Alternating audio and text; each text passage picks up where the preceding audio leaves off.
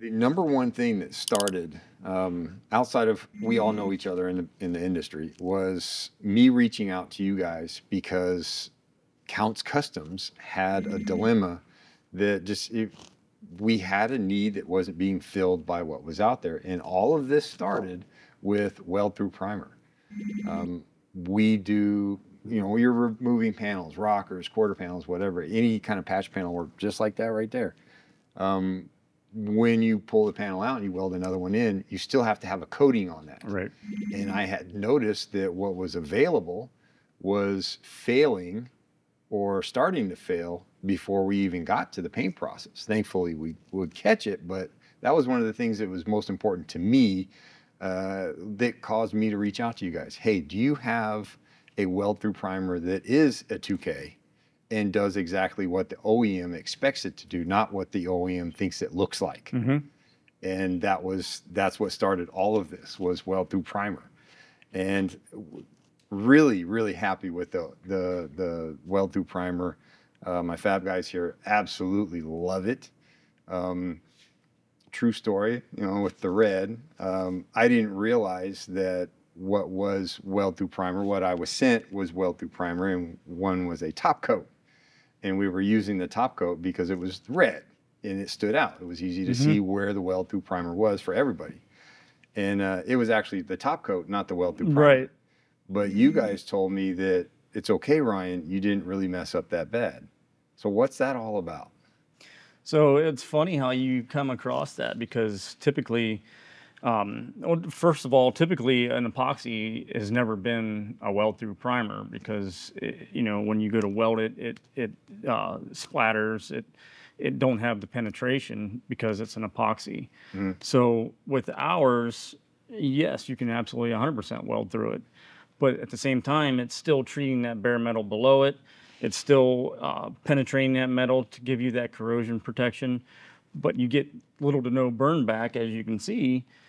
But now you're creating less work for yourself, but you are eliminating those products that have been a Band-Aid in the past, the 1K weld throughs. Yeah, that's exactly what we've been using for years. Right. And the industry as a whole has been using it, Right. the grays or the greens or the copper.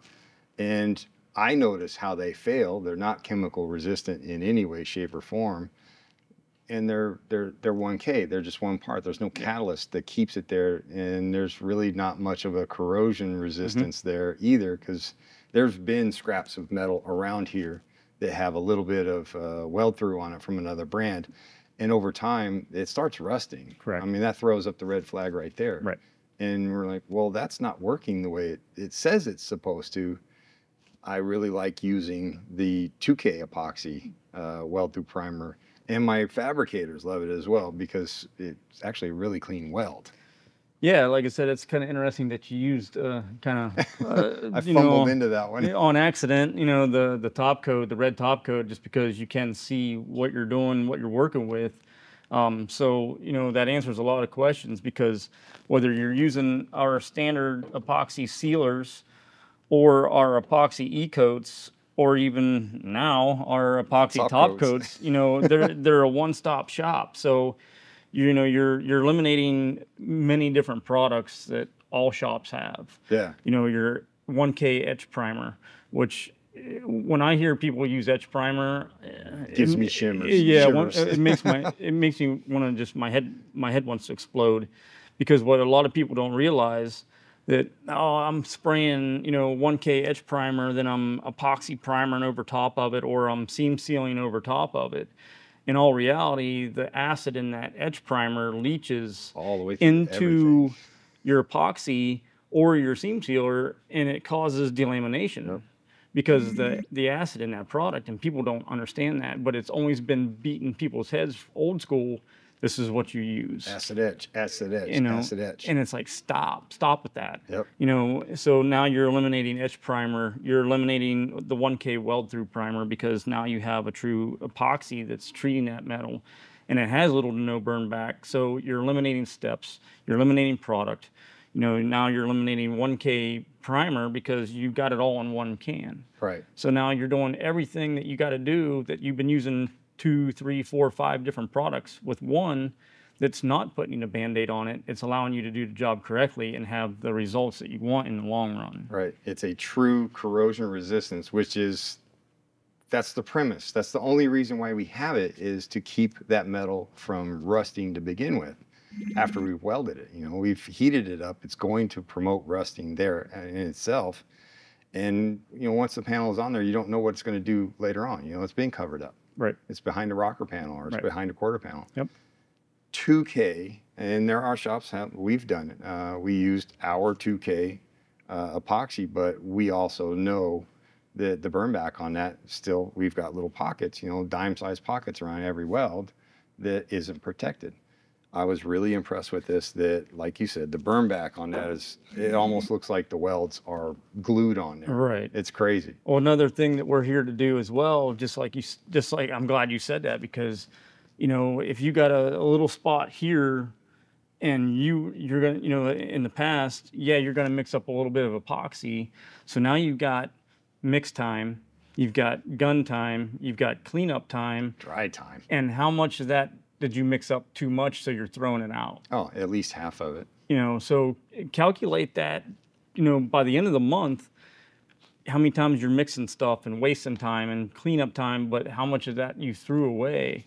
It all adds up. It's all money. Yeah, especially in a collision environment. I mean, a lot of collision shops, they're working on, one guy is working on 5 to 10 cars a day. Mm-hmm.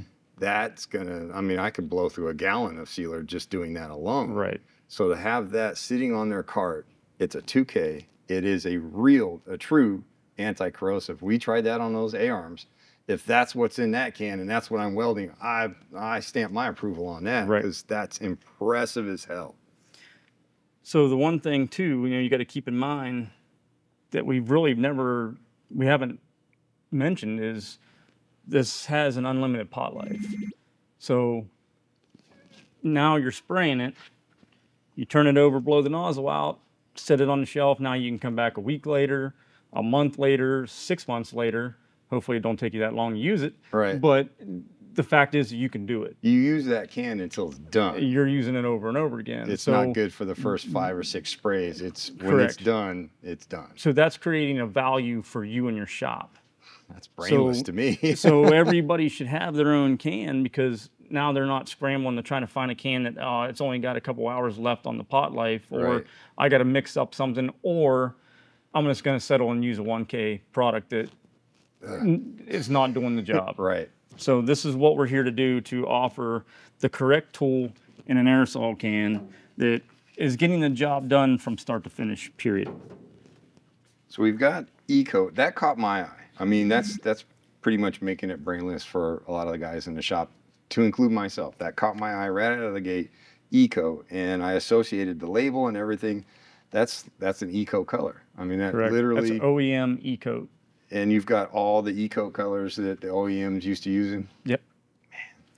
So you can literally, the idea of fixing, doing collision work on an OEM car, or any car for that matter, is to make it look like no one was ever there. This never happened. Mm-hmm. That's the ultimate goal for doing collision work. Right.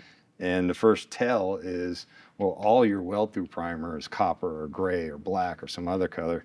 It's not even supposed to be there at all. It's supposed to be an E-coat coating. Nice. So, in a collision shop environment, you walk in and see the process as it's happening. And like I said, these guys are using a 1K etch primer, and then they're using a weld-through primer, and then they're coming back into it either with a 1K primer or the 1K E-coats. Yeah. So it's a 3, 4, 5 step process that you're putting a Band-Aid on it. But when you can go to one product and you're using it every step of the way. Yeah. So you're welding through it, you're seam sealing over top of it, you're doing body work over top of it, and it's OEM standard, not OEM appearance. Right. It doesn't look right. It is right. It is. Absolutely. I like that a lot. I wanted to try it out. My fabricators, our fabricators at Counts, they've used this extensively. I've only played with it a little bit, but why I got you here, I wanted to see what it does myself. I'm gonna weld up some steel. I'm gonna use this. I'm gonna get all the metal ready, and we're gonna do some welding because I want to see it for myself. Yeah, absolutely. Let's do And it. you're gonna be here to make sure I don't mess that up. Nah, you ain't gonna mess nothing up. So like we were saying, what's on the market is a lot of 1K. It's a lot of single K. It doesn't have the anti-corrosion properties or the adhesion, believe it or not, that this does. And again, I've been really impressed with this. Not only that it's E-coat, so that's dummy proof right there for guys like me. It says exactly what I need it to do. It needs to match the factory E-coat on panels that need to get spot welded or fully welded in, but it needs to look like we were never there. That's what's critical in what we do and in the collision world. It has to look like no one was ever there and it never happened, but it has to be done correctly. I've got a couple pieces of steel here that I have watched our fabricators use this and they love the hell out of it, but I personally haven't used it. And I've been anxious to do so without, working on somebody else's car. So I'm gonna use these two pieces of steel. I'm gonna demonstrate the CarRep E-coat weld through primer. And then we're gonna weld these suckers up. Again, shake the can, shake the can, shake the can, shake the can. I'm listening, shake the can.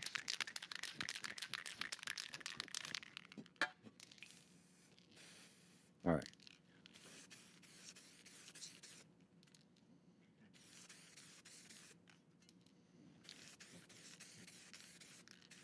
I'm only going to do where I'm welding just to make the point.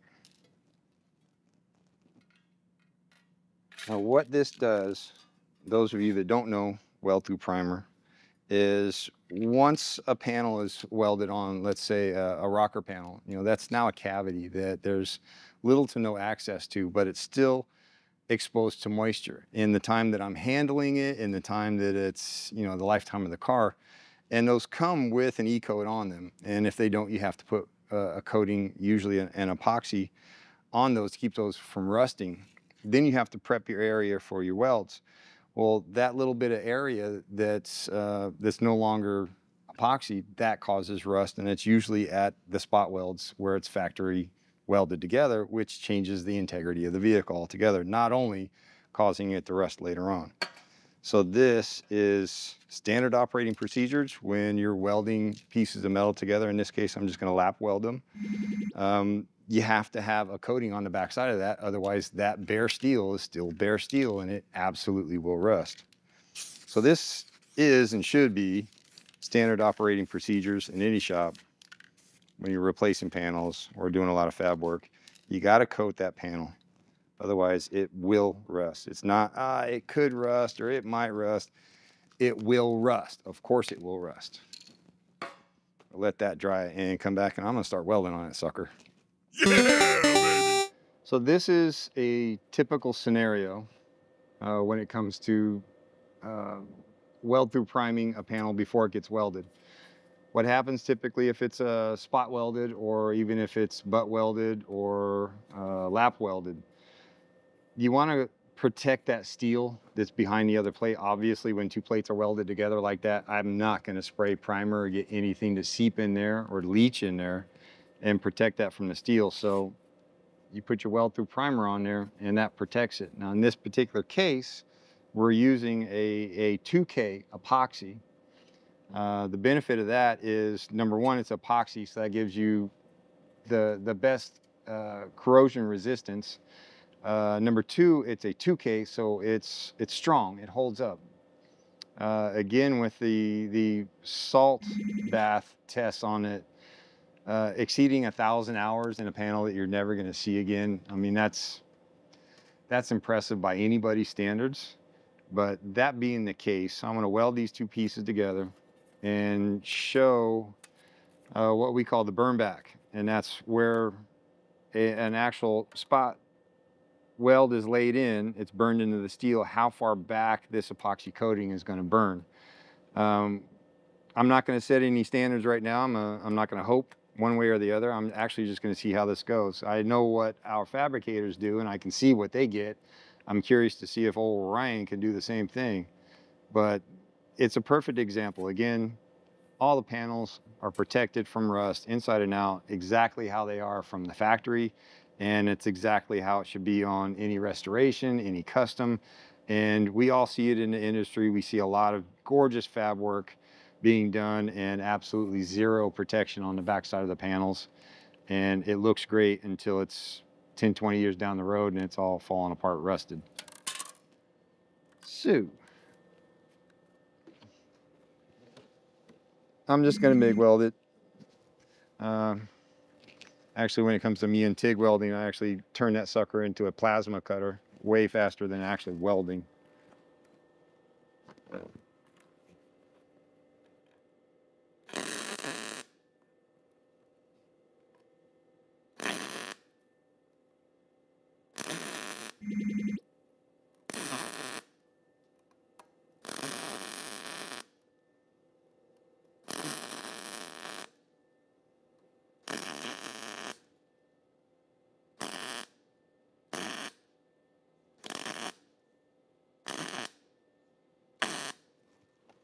Man, that's really, really good. There's so my first 4, what I did is I did your typical medium burns, not too long, not too short. Then I did the next 3. Well, I burnt those suckers in there. And then my next 5, I just did real quick, almost like panel adjustment tacks. And I'm impressed with that. Minimal burn back.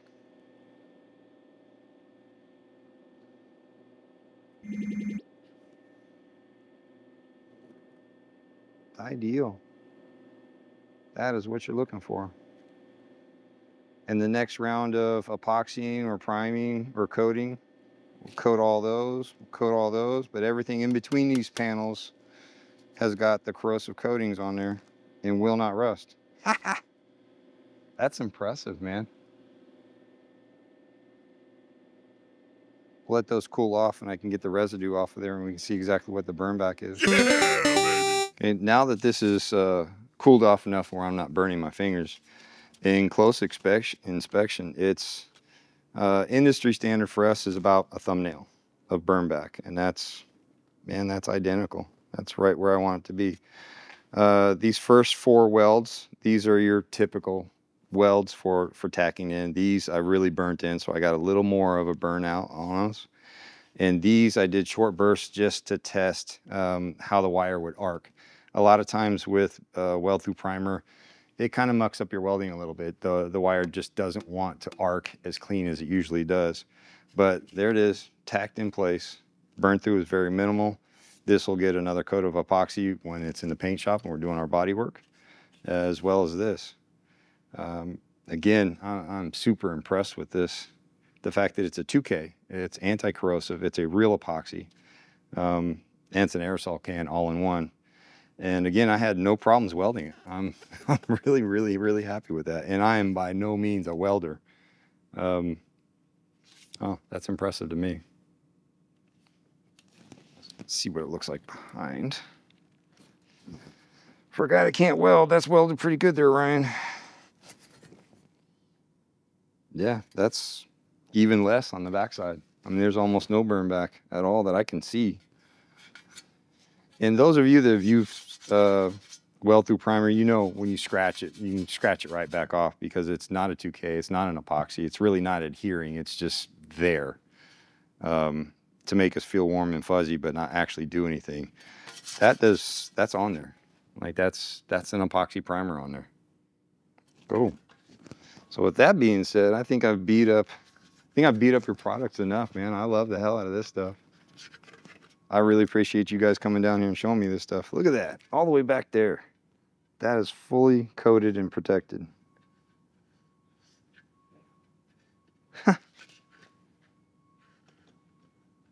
I'm sold. Like those panels, you didn't even prep those panels, did you? I didn't scuff them. I ground approximately where I might think I might be welding, but no, I wiped them off with lacquer thinner and it's done. There we go. There's almost none, dude. Other than me bending it and fracturing the epoxies, because epoxies can be brittle like that.